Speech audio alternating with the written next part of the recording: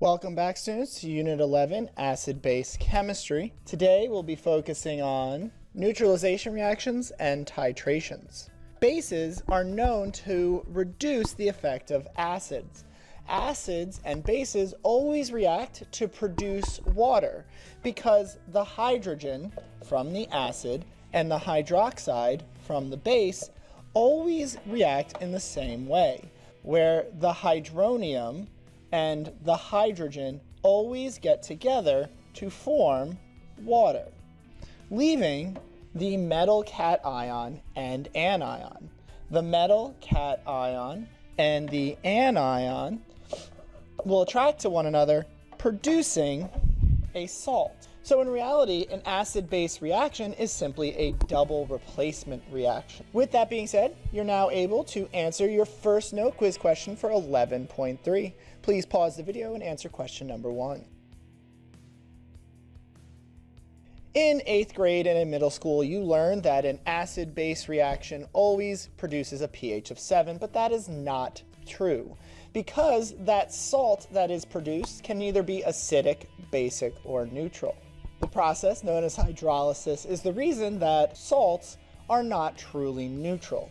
Most of the time, a salt can be acidic or basic, and it has to do with what acid or what base goes into the production of that salt. While it is true a strong acid and a strong base will produce a neutral salt, if one of them is weaker than the other, the salt will match what the strong player is. So a strong acid and a strong base, think of it like a tug of war between two equally strong opponents. So the pH remains neutral for that salt. However, if I have a strong acid, one that dissociates completely, and a weak base, one that does not dissociate completely, the strong player wins out, so we end up with an acidic salt. If we have a weak acid and a strong base, the strong player wins out, and we end up with a basic salt. And while it's not up here, two weak players would produce possibly a neutral salt. And this is a general rule of thumb. If you take second year chemistry, we will go into much greater detail into the process of hydrolysis, but for right now, that's all you need to answer your next two note quiz questions. Please pause the video, answer questions number 1 and number 2. Neutralization reactions always produce a salt and water, and they can be challenging to balance because you have hydrogen in multiple places and oxygen in multiple places. If you were to balance each atom individually, you may come across some difficult balancing problem.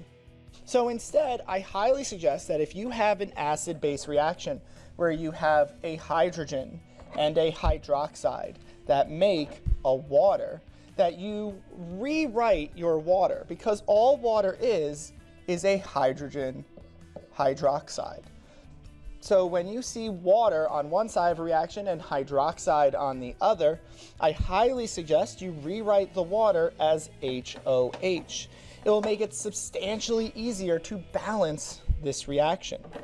So remember, when balancing, the goal is to have the same amount of each element on each side of the reaction. So we start by writing an atom inventory. We have 3 hydrogens in our reactants. Phosphate, PO4, stays the same on both sides of the reaction. So being a polyatomic ion, I highly suggest, instead of writing I have 1 phosphorus and 4 oxygens, simply say I have 1 phosphate. We've got 1 potassium, and 1 OH stays the same on both sides of the reaction as well. Instead of saying I have 1 oxygen and a hydrogen, simply say I have 1 hydroxide. In the product side of the reaction, we have water that we have rewritten as HOH, meaning that we have 1 hydrogen and 1 hydroxide. We have 1 phosphate in our products, and we have 3 potassiums. So to balance chemical reactions, we add coefficients out in front. Coefficients apply to the whole molecule. So in order to get 3 hydrogens in our products, we would have to have 3 in front of our water, tripling the amount of hydrogens. However, that 3 also applies to the hydroxide, giving us 3 hydroxides in our products. Our phosphates are balanced. 1 phosphate becomes 1 phosphate. 3 potassiums, however, cannot make 3 potassiums. We need to have a 3 in front of our potassium hydroxide, giving us 3 potassiums, but also tripling the amount of hydroxide. And by doing so, we have now balanced our reaction. Please note, as we are approaching your SOL, or final exam, that our coefficients here are 1, 3, 3, 1. On your SOL or on your exam, if I ask you to drag and drop your coefficients, you absolutely must drag and drop a 1 into any space.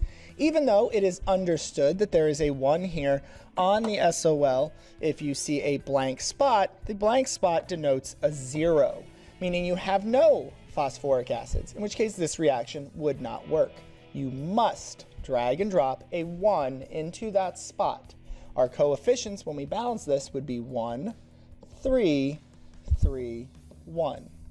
For our second example, sulfuric acid is neutralized by calcium hydroxide, producing water and calcium sulfate. As this is a neutralization reaction, we are producing water from hydroxide and hydrogen ions. In order to make this balancing easier, instead of working with H2O, we should rewrite water as HOH. It will make it a lot easier to identify where our hydroxides go. So, we write our atom inventory. On the reactant side, we have 2 hydrogens and 1 sulfate and 1 calcium, and we have 2 hydroxides. On our product side, we have 1 hydrogen and 1 hydroxide. We have 1 sulfate and 1 calcium. So our reaction is not balanced. In order to balance it, we'll add coefficients in front of each molecule. So 2 hydrogens becoming 1 hydrogen violates the law of conservation of mass, so we have to put a coefficient of 2 in front of water, doubling our amount of hydrogen. However, that 2 also applies to hydroxide, so we have 2 hydrogens and 2 hydroxides now. 1 sulfate makes 1 sulfate and 1 calcium makes 1 calcium. 2 hydroxides makes 2 hydroxides. Our reaction is balanced with the coefficients 1, 1, 2, 1. And with that, you are now able to do note quiz question number 4. Please pause the video and answer note quiz question number 4. Neutralization reactions are often used in order to determine the concentration of an unknown acid or base through a procedure known as titrations. In a titration, you use a specialized piece of glassware known as a burette, which is much like an upside-down graduated cylinder, where it starts at 0 and most burettes run to 50 milliliters. So as we drop more of the titrant, the known concentration, into our unknown solution, our volume increases. It is important to note the volume that you start with and the volume you end with, because by subtracting those two, you get the volume of either the acid or the base that you used to neutralize a reaction. A burette is controlled by a stopcock, which opens or closes a valve that allows your known concentration to fall into your unknown. We use specialized chemicals called indicators to tell us when the reaction has neutralized the acid or base. Indicators are special chemicals that change color in the presence of either hydrogen ions or hydroxide ions and have a very set pH at which they change colors. When doing a titration, you graph the pH as you add the titrant. Here, we are starting with an acid. We know it's an acid because we're starting with a very low pH. That means that from our burette, we are adding some sort of base to some amount of acid. As more and more base is put into the acid neutralizes it up to a certain volume. At that certain volume, the pH flips And now we have a solution that is basic. The geometric halfway point at that volume for this line is known as the equivalency point. It's when the moles of acid equals the moles of base. From a macro standpoint, we are not able to actually count the number of moles of each thing. However, we can find it given some derived units. With that, you are now able to answer note quiz questions 5 through 7. Please pause the video and record your answers in the back of your packet.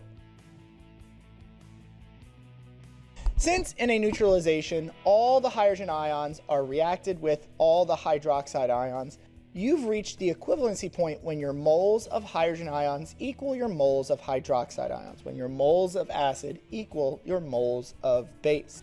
Again, from a macro standpoint, we are not able to see the number of moles. However, from derived units, we can determine the moles of hydrogen or the moles of hydroxide using the molarities.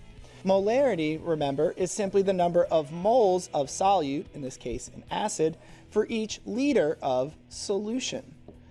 So if I know the volume of the solution that I'm using, I can figure out how many moles that is by simple multiplication. Liters cancel liters, and I can know how many moles of acid, or hydrogen ions, is present.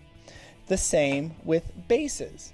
A base is simply a solution with a molarity of the number of moles of hydroxide for each liter of solution.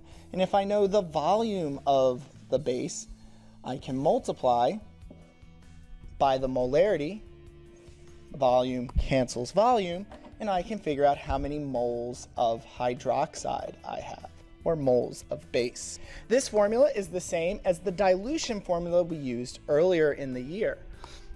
What's important to note, though, is that acids and bases are reacting based off of the number of hydrogens. So something that is monoprotic can only donate one hydrogen, but something being diprotic means that it will make a sizable difference in our concentrations. Go ahead and find in your packet exercise 9. We can determine the concentration of an unknown acid or base using this formula. So in exercise 9, we can find the concentration of an acid given the amount of hydroxide it takes to neutralize it. So if it takes 45 milliliters of 1 molar sodium hydroxide to neutralize 57 milliliters of hydrochloric acid, what is the concentration of the hydrochloric acid? Again, it helps a lot to label your variables as you're given them. 45 milliliters of 1 molar sodium hydroxide, this must be our base. So 45 milliliters would be the volume of base, and 1 molar would be the molarity of the base. We're going to neutralize 57 milliliters of hydrochloric acid. So 57 milliliters would be the volume of the acid. We know the volume of our acid is 57 milliliters. We know the molarity of our base is 1 molar, and we know the volume of our base is 45 milliliters. The number of hydrogens and the number of hydroxides are simply the number of hydroxides in the formula. Sodium hydroxide has 1 hydroxide, so this is a 1. And hydrochloric acid has 1 hydrogen, so 1 goes here. So if we need to solve for the molarity of the acid, we can take the volume of the acid times the number of hydrogens, because that has to equal the molarity of the base times the volume of the base times the number of hydroxides. So the molarity of our acid times 57 would equal 45. So divide by 57 on both sides, we get 0.789 molar as the molarity of our acid. In the next example, we see what happens if we work with a diprotic acid. So again, it takes 45 milliliters of 1 molar sodium hydroxide. So again, this is the volume of our base, and the molarity of our base neutralize 57 milliliters of sulfuric acid. So this is the volume of our acid. And again, we can plug in the values we know. 57 milliliters, the molarity of our base is 1 molar still. 45 milliliters of base. Sodium hydroxide has 1 hydroxide in it. Sulfuric acid has 2 hydrogens that it can donate. It is diprotic. So we have to keep track of that. So if we want to solve for the molarity of our sulfuric acid, that molarity would equal 57 times 2 must equal 1 times 45 times 1.